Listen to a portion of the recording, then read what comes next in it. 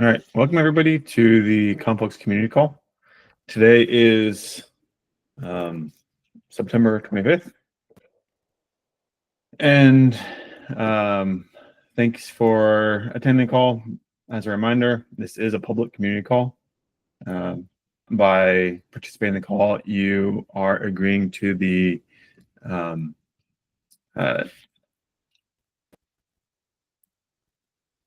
code of conduct that we have published in our upstream organization. So with that, Adam, you have the first item on the list as a joint proposal with Louis. Do you want to introduce it? Yep, I will introduce it. So currently, there is the decentralization of build definitions going on, which means we are starting to build and release Tekton tasks through Konflux. Each task is a separate component. They are built separately and released separately. But we still have the trusted tasks mechanism, which depends on this data acceptable bundles artifact, which is essentially an OCI artifact that contains a YAML file, which is a list of all the tasks that Konflux considers as trusted.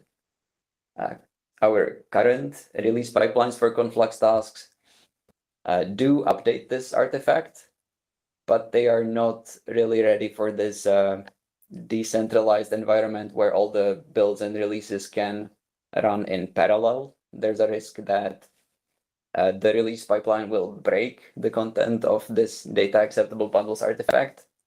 And I think we've seen it happen at least once. And anytime this happens, it's a big problem. Conforma verification starts failing for all the Konflux users. So we are looking for an alternative approach, how to handle this.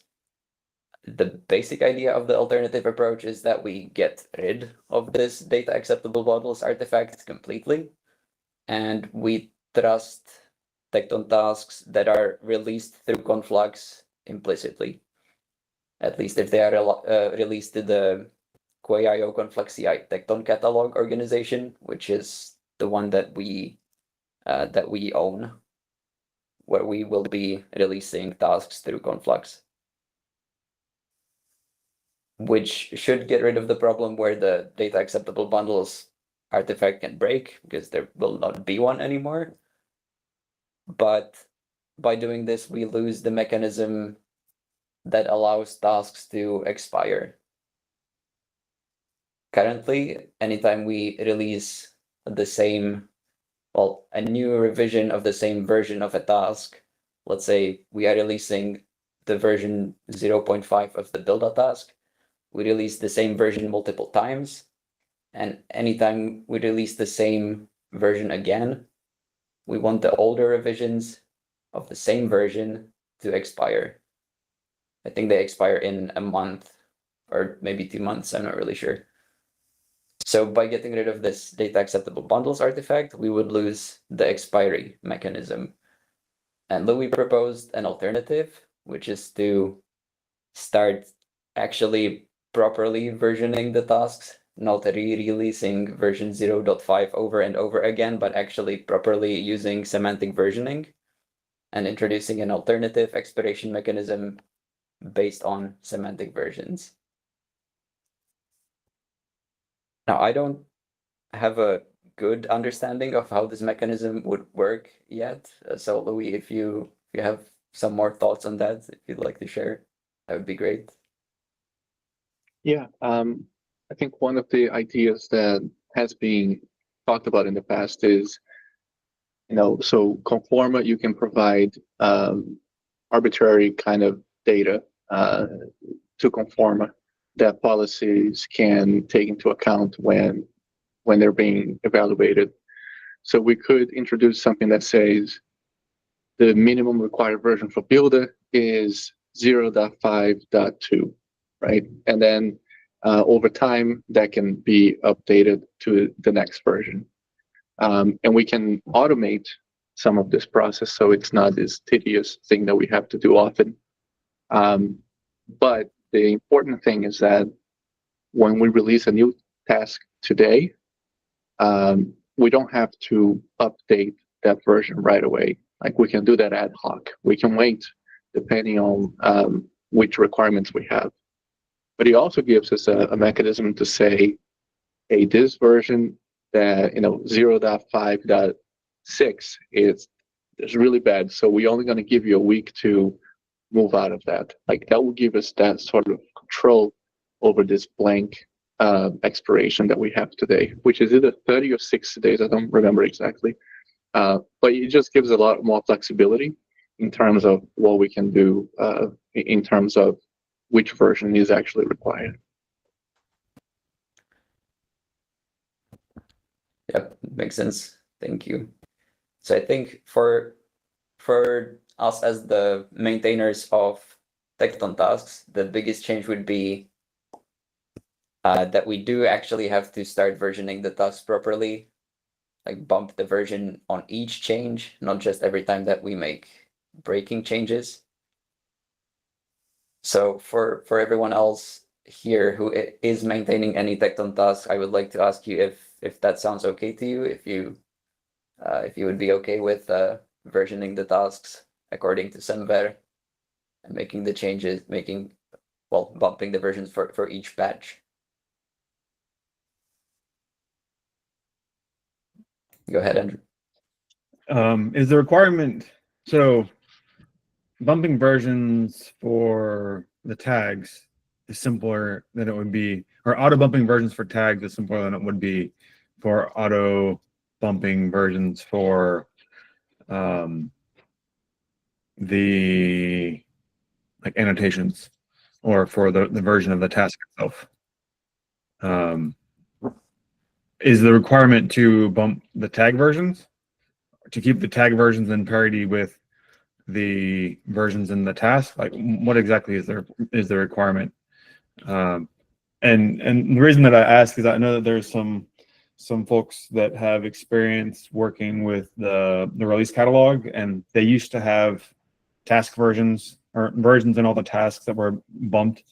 I don't think we do that anymore, and so if that's what the proposal is, maybe we can get feedback on why they decided to stop doing it, if they decided to stop doing it because it was a pain, or if they decided to stop doing it just because they didn't need to do it. I believe the current proposal is to define the version in the source code, like in the version annotation in the YAML file, not just the tags. Okay. Mikola, go ahead. Yes, okay. So in this situation, there is a pitfall if we manually bump the version in the task definition, then there is a chance that if a few developers working in parallel in the same task, it would have several pull requests with the same version. So we need to somehow handle this, fail the release or whatever. And also, if we decide to bump the version automatically at release time, which is, I believe, possible, another pitfall could be with the migrations, because they could be bound by the version of the bundle. So just thoughts out loud. Yeah, the problem with multiple developers working on pull requests should be solved just by Git. They would all get merge conflicts, which would be annoying, but it shouldn't cause problems at release time anymore. Yeah, I agree. Now, Louis, go ahead. Yeah, I think if we had to bump this version manually in the source code, that's going to be kind of a pain, and it's a bit error prone. And I think maybe this is what Simon has his hand up, but there's a way that we can do this automatically at release time. We Conforma guys do there's like a tag that gets applied, and then that becomes the major minor version, and then the patch portion of the Semver is basically counting how many commits since the tag. So that way you get like a very deterministic way of getting that. I mean, that could be if you have like if you merge a change that has multiple commits, you may get gaps in that, in that sequence. But I think that's okay. It's still sequential. It's still ordered. The challenge that may happen is if you have multiple tasks in the same repo, right? How do you differentiate them? And I think we can learn from Go in this case, where there's a pattern to the tags that you can apply. If you have a mono repo in a Go application, you can specify a tag. There's a convention for the tag name that means that this tag applies to this particular directory. So we could do something like that too. I feel like we could create something generic that folks that have different repos can just pull it in to get the next version that they need to use. And then we just throw that in the annotation. And it will be Right. major, minor versions are controlled, are a manual explicit thing. And then patch numbers is just automatically determined. That might cause problems in relation to what Mikla was talking about with our migration script mechanism, because currently those are tied to the specific major minor patch triplet. So if the patch is automatic, that could cause problems, but we would have to look deeper into that. Maybe we could also just use major minor patch dash release, and only the release would be automatic. I think there are options. Simon? My question is about whether you can keep using, like, let's say, can you keep using 0.4 when 0.5 comes out? Like, is it multi-stream? Like right now, you don't have to always immediately upgrade to the latest. Will we maintain that? I think we can design the version-based expiration mechanism that way. I don't really have strong thoughts about that.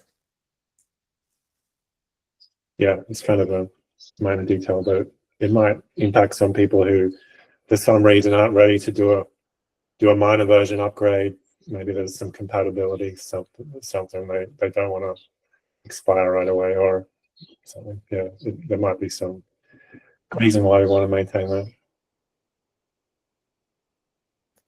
Yeah, that makes sense. Louis? Yeah, and I think usually the intent is when a new minor version comes out, so 0.5 comes out, 0.4 should be, it's pretty much deprecated, should be moved away from. I know there are special cases, but I think for a while we didn't have that support. So people on an older minor version were fine for a while before we noticed that was a problem. So, but I think Simon, I think we'll have the flexibility to express that in Rigo without rehauling anything else. Yeah, cool. I guess one more little detail. If you so the expiration, are you going to choose it based on a time elapse or explicitly decide what assembler is considered expired, or some combination? I guess it doesn't matter right now, but I'm just thinking about it, I guess. I'm thinking conceptually it should be like a list of allowed version ranges. So you could say like anything greater or equal 0.5 is allowed. Could also add anything between 0.4 and 0.4.x is allowed. Something like that. Yeah, sounds good. Yeah, I do like I am supportive of rethinking the acceptable bundles. I agree, it's kind of a clunky and fragile mechanism. So I'm happy with the proposal to start thinking about what would be better. I like this discussion. Yeah. So it sounds like the next steps would be for us, for the build team, to figure out how the semi-automatic versioning would work, because it would be too much work to do it all manually. And yeah, that's probably the main next step. Mikola? Yeah, just again, thoughts out loud regarding releasing and migration. So what if we keep, as it was proposed, in task only first 2 digits, and the third one would be auto incremented by release. And at release time, it would also looking at related migration, and we can tag at development stage the bundle with git commit, let's say. So the release pipeline can easily check if such a tag with migration exists in the registry and automatically like assign the same tag to boss. Maybe. Yeah, I think we would need to look deeper into the design. Yeah, definitely. Just an idea.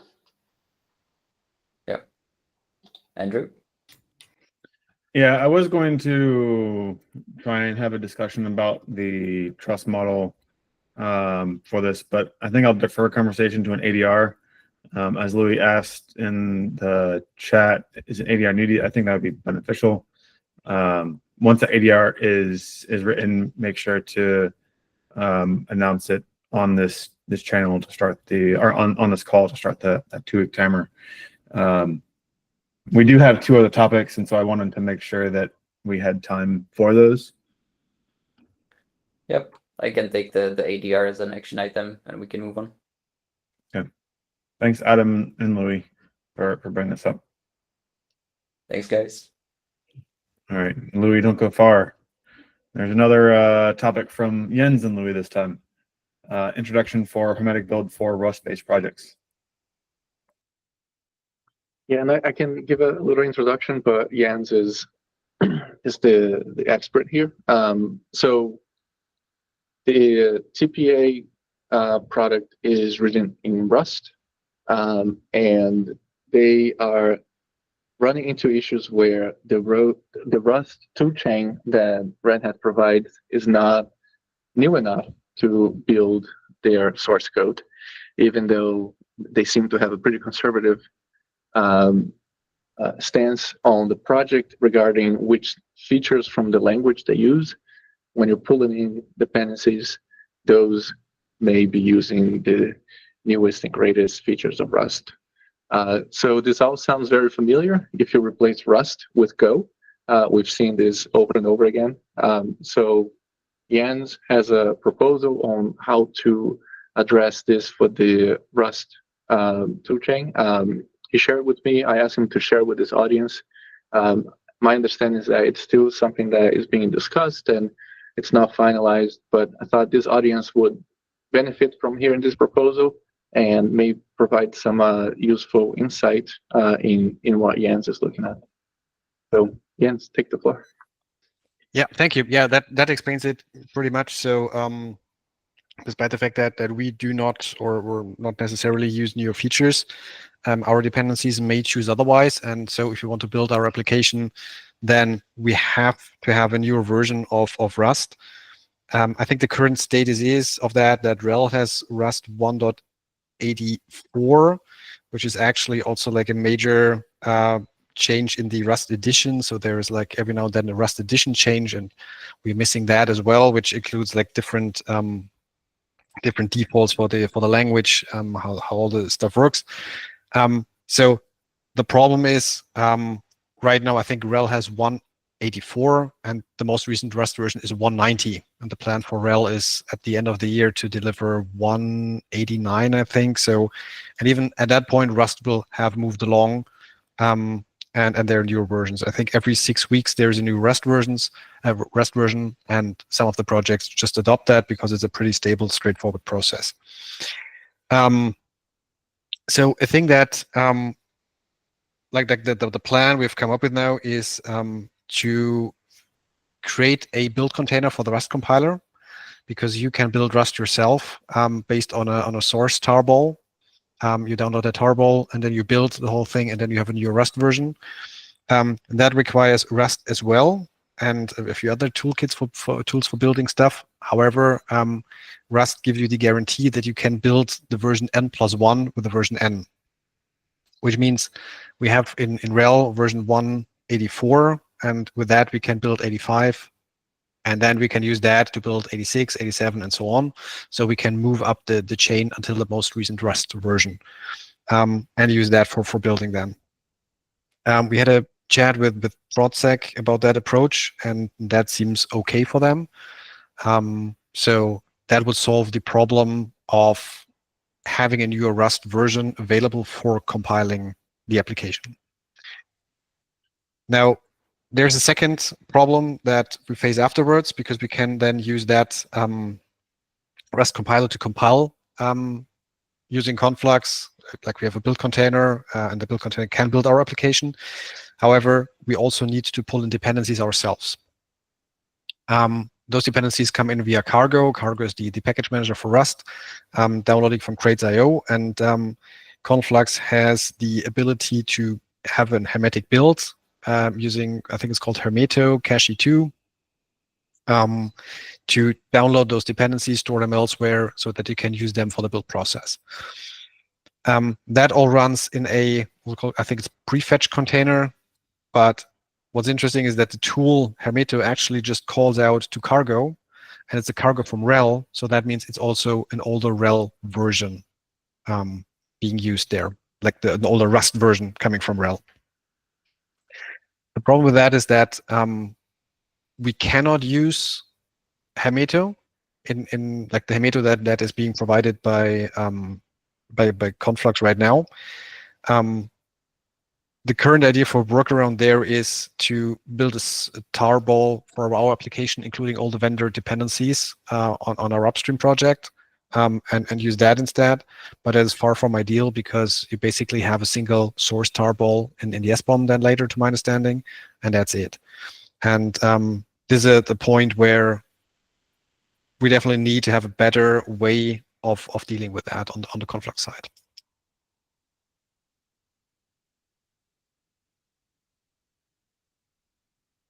So yeah, that sums it up. And basically, like, there's another part in like a team in Red Hat that I learned about. I think Louis introduced me to them. The RHEL AI part. They also have to build Python libraries or Python dependencies which contain Rust code with a newer Rust version. So to provide that, and they basically have the same problem. Yeah, please go ahead. Sorry if I missed this. What is the reason why you cannot use Hermeto? Is it that the So Hermeto, in order to, I don't know, process the log file or whatever it does in the background, it's running Cargo. Cargo is the package manager.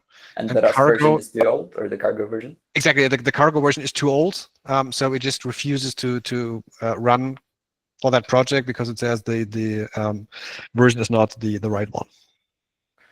Right.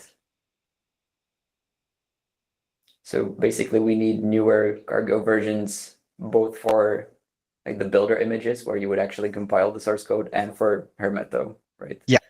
For the builder image, we may have a workaround, which is using our own one, which like is a workaround, but I think it would make more sense to have a more up-to-date builder version for the Rust compiler. Because, like, again, there's a second team using that, and if everyone does it themselves, like builds the compiler themselves, that's, I think, a waste of time and resources. So there should be like an out-of-the-box solution for that. I'm also not sure if it makes sense for RHEL to release a new Rust compiler every 6 weeks. Most likely not, because like, yeah, do our customers expect a new RHEL build Rust compiler? Yes or no? Probably no.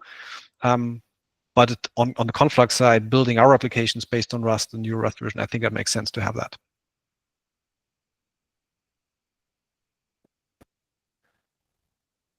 Yeah, it also makes sense to me to have a shared builder image. Like, That would be perfect, yeah. We have this sort of pattern. We have some repositories like github.com/konfluxci/bazel builder and similar builders. So one of those could just be a Rust builder, I think. Yeah. So right now, as we speak, I'm working on that Rust builder image on our own tenant in Konflux. So I'm happy to share that if that's of interest for you. Yeah, that sounds good to me.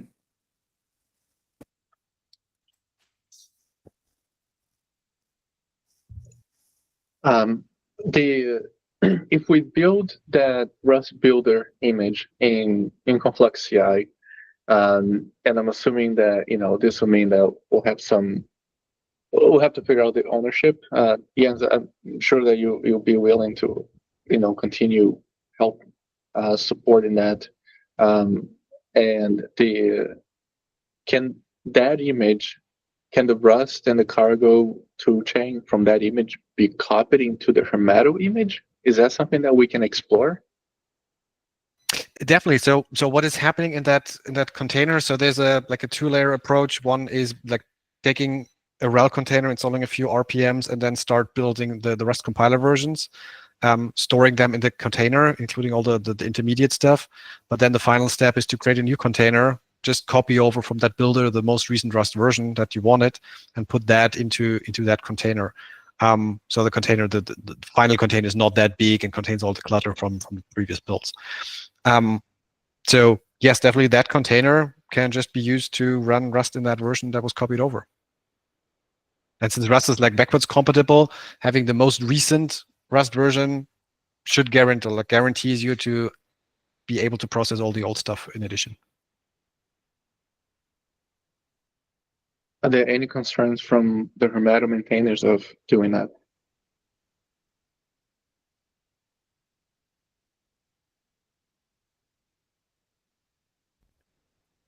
I'm not a Hermetic maintainer anymore, but I can guess that for the upstream build, they might be reluctant to use the Konflux CI base image. They might prefer to recompile Rust themselves. But the team is also now working on a downstream build of Hermeto, where that would probably be fine. Adam, what's the timeline for that? Do you know? Or do you have a Jira tracker that we can follow up? I don't have one on hand. One probably exists. Bruno would be the best person to ask about this. I can follow up later. Yeah, I can ping him. Thank you.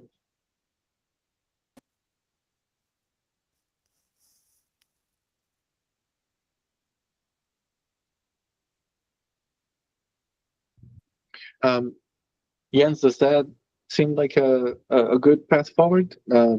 Did you get what you wanted from this? Absolutely, yes. Thank you. Cool. Thank you, guys. Thank you, Jens. Kruno, you have the next topic?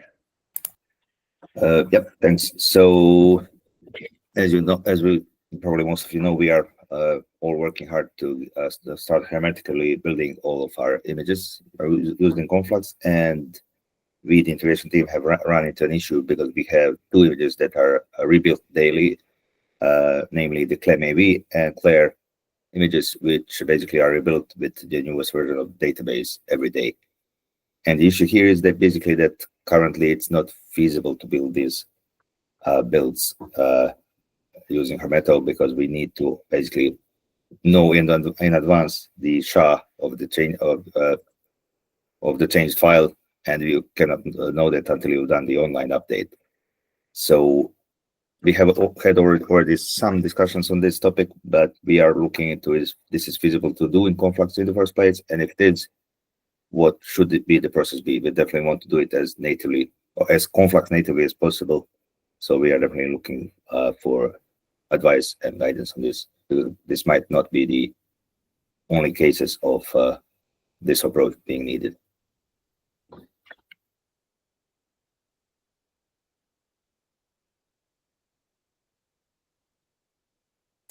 Go ahead, Andrew. Well, I mean, so the suggestion that's been made in the past, if there's things that need to be updated, like a lock file, then the suggestion has been to have an out of band process query to see if there's anything new, like if there's a new curl or a new package, and do that fetch, push a change to the repo so that that lock file can be updated. I think the challenge with these images is that there's a exception, or that there's a policy change that's also required because we're pinning to the specific checksum of that.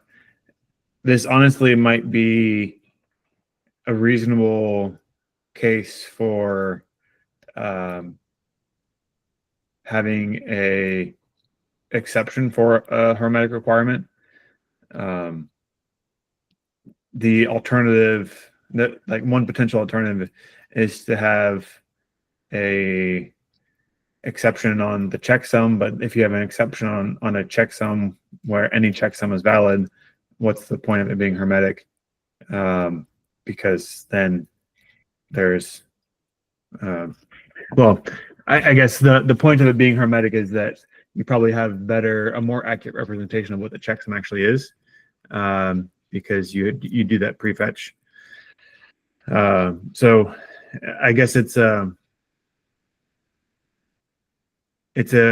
question about what do we get from it being hermetic. Is it hermetic so that we can ensure that the checksum is not updated to something we don't trust, or is it hermetic so that we can have an accurate SBOM with that checksum recorded inside it? I imagine that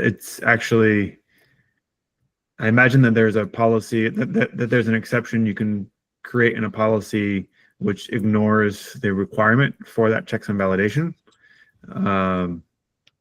So you can have this out-of-band process like a GitHub action, do the querying, calculate the checksum, push a change to your repo on that cron with an updated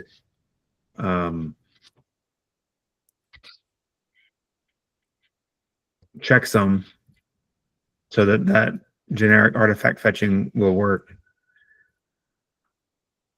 And then that'll trigger a new on push event.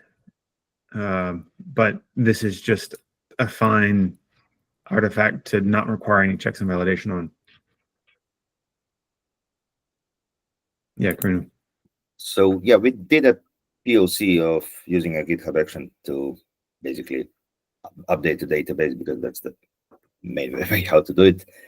And the issue there is that if it's in a GitHub action, the databases at this point are large enough that it runs into GitHub limitations where the workflow won't work because the files are too big at this point. Well, we have a cron job that you can run in an integration test scenario. It's not really a test, but if you need that as a tool, you can just run a nightly cron with a pipeline that does the fetching and can push an update to the Git repo. Yeah, we're actually discussing the same for a build pipeline, maybe having a separate component that updates it, although that might introduce additional issues there. So yeah, maybe an integration test scenario or integration test might be the way to do it. Yeah, I feel like if you're introducing a new component, then it can be more, like as you said, it can add more challenges than it's worth. An integration test scenario where you have this simple pipeline defined to do the query and update seems like it'd be more simple, as long as your policy can exclude the rule requiring a checksum pinning. Or, I mean, it'd be great if you can require the exclusion only for these specific artifacts. I don't know if that's possible. Yeah, we're not aware either about being able to actually skip that requirement. That would be the missing piece here. Yeah. Do we have anybody from Conforma who could maybe advise on this? I don't think Conforma knows about individual dependencies being hermetic or not. I think it just says, oh, you set the hermetic flag or not. That's it. So I don't think it's fine-grained enough to do that. But I mean, it's something we could investigate, I guess. I mean, Conforma, I think there's a policy that inspects the SBOM. If there's a generic artifact that's fetched, it requires there to be a known checksum. Maybe. I'm not sure. I'd have to take a look. Yeah.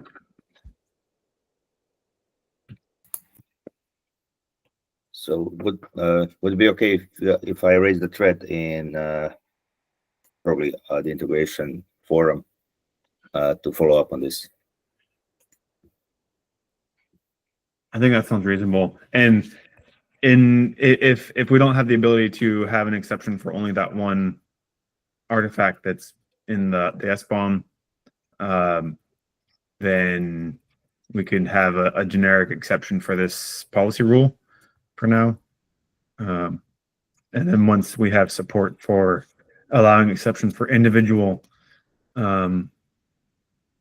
packages in the SBOM being pinned to known SHA sums, then we can modify it.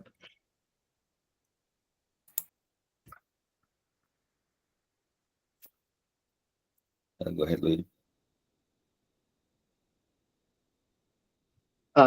I was just looking at I think that's the policy that I linked in chat, and it does, I was looking at the source, and it does have the ability to provide term exceptions, which would be, for a particular item on the SBOM. I think the thing I'm not sure about is the item that you have to specify might include the digest itself. So you may have to update the conformer policy every time the digest changes, which is not ideal. I just wanted to fill in some of that info. Yeah, I think that is a bit of a stumbling block there, because I don't think it doesn't feel reasonable to do that on a periodic basis.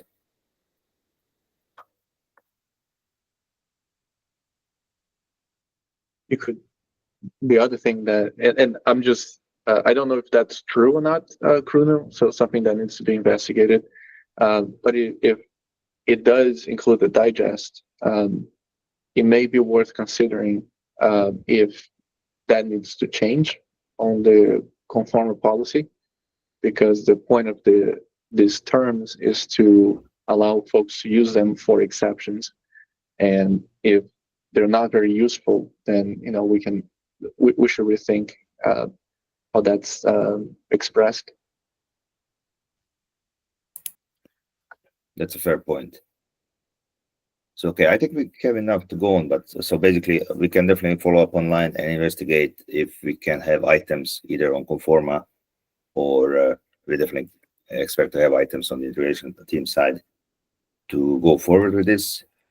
But are we in agreement if we do not find a feasible solution for this, or a reasonable solution for this, to have an exception for these kinds of builds to not require to be hermetic? I think that sounds reasonable, Kruno. I mean, again, it goes back to surrounding this conversation, it goes back to why are we requiring hermetic, and which aspects of that requirement also require validation. So, yeah, thanks, Kruno. Yeah, thanks everybody. I think we have the way forward. That's it for me.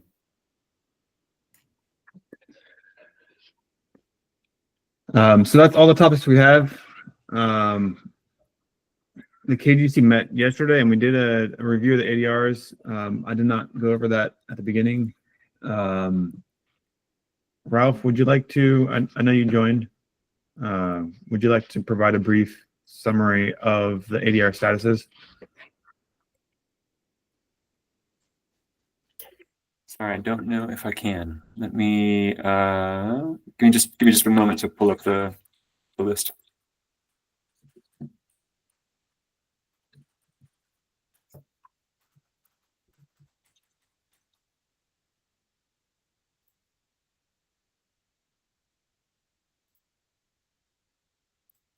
One that I know of is the ADR that was proposed by Brian about the GitOps strategy. That's going to be pushed back 2 weeks. I think is what we were saying, because he hasn't had time to address the comments in there. That's right. Can you see my screen? I'm looking at the We can. milestones list. Yeah, and so that's just this one, Brian. There's a number of comments outstanding in this one, and we agreed to push it back 2 weeks. We thought that even 1 week wouldn't be enough to resolve all the comments that are in here. As we've got, if we go back and look at the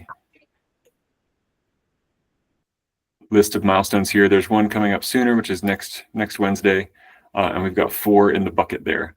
So these are ones that if in 4 weeks, excuse me, not in 4 weeks, in 1 week, KGC intends to make a decision on these to get them resolved. If the comment request for comments period is still open between now and then, so please get your comments in.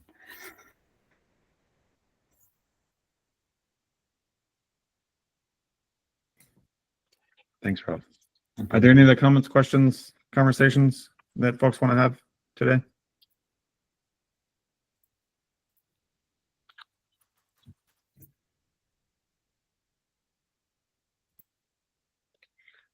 It was nice to see so many folks here at this brand new time of the day, brand new time of the week. If there's no other comments, questions, then we'll see you all next week. Feel free to reach out if you need anything else. See you guys. Awesome. Thanks all. Thank you all. Already.